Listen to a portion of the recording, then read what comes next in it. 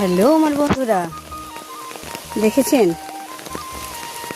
এটা হচ্ছে আমাদের সাত্তার জামে মসজিদের সামনে গালা।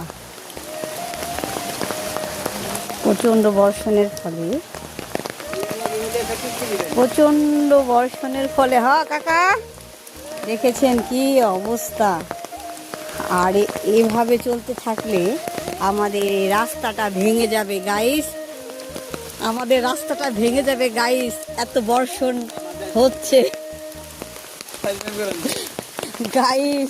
দেখেছেন প্রচন্ড স্রোত, তাই না?